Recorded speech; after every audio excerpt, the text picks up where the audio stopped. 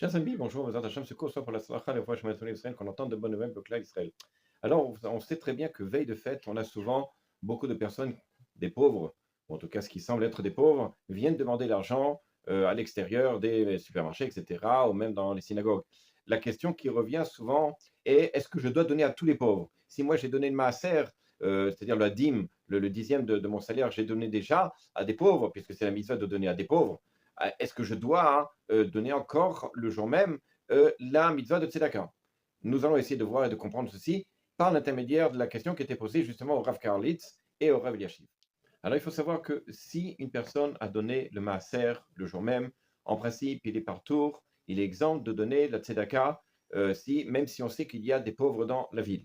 D'accord? Comme c'est décrit, Dai Marsalo Asher Yarsalo, ça suffit ce qu'il a donné, Hacher Salo, dans lequel il a déjà enlevé, on va dire comme ça, de sa poche. Par contre, si un pauvre, il vient vers lui et lui demande de l'argent, et que lui, dans sa poche, il a des pièces, oui, il a une obligation de donner cet argent-là. Mais tant qu'il n'y a pas de pauvres, même s'il y a des pauvres, mais ils ne viennent pas vers lui, il n'a pas l'obligation de le faire, ce qui est le cas pour celui qui n'a pas du tout donné, ni de masse, ni rien du tout, dans lequel il a une obligation de le donner, puisqu'il y a un interdit de celui qui ne donne pas du tout, puisqu'il empêche de faire une mitzvah, d'aider son prochain. En fait, le Rav Kerlitz, il dit comme ça que le fait d'avoir donné la tzedaka, c'est comme si j'étais dans l'action même de la mitzvah, même si je viens de la finir et que je suis exempt de faire une autre mitzvah, puisque je suis en train de faire la mitzvah.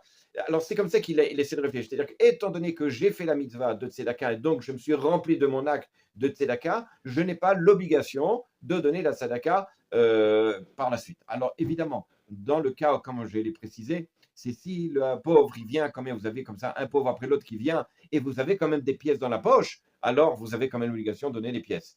Maintenant, le fait est, c'est que si je n'ai pas de pièces, je suis pas tort, je suis exempt d'essayer de trouver ou de faire la monnaie, etc., pour donner la tzedaka. Maintenant, le fait de donner la tzedaka, évidemment, il y a un interdit de ne pas donner la tzedaka si j'ai de la tzedaka dans la poche. Attention, là-bas, comme ça, il rapporte le Rav Yashiv, c'est si on sait que le Hani, le pauvre, il est vraiment pauvre, c'est-à-dire il est dans une situation critique. Mais si ce sont des personnes, on sait qu'ils ont quand même, ça va, ils ont quand même un petit peu de travail. C'est vrai qu'ils ne vivent pas dans les anges, ou en tout cas, ils vivent très difficilement, mais ça s'appelle quand même pauvre, mais ils ne sont pas dans la grande difficulté. Je n'ai pas une obligation de donner. Maintenant, vous allez me dire, oui, mais moi, quand quelqu'un il vient, je ne sais pas s'il est vraiment pauvre ou pas pauvre. Alors, effectivement, encore une fois, tout dépend si j'ai une pièce ou pas, et si je le sais que cette personne-là, c'est vraiment un pauvre dans lequel il a énormément besoin, dans ce cas-là, effectivement, j'ai une obligation. Si je sais que ce n'est pas quelqu'un qui a une grande obligation, qui a un grand besoin, je n'ai pas l'obligation de donner puisque je me suis rendu quitte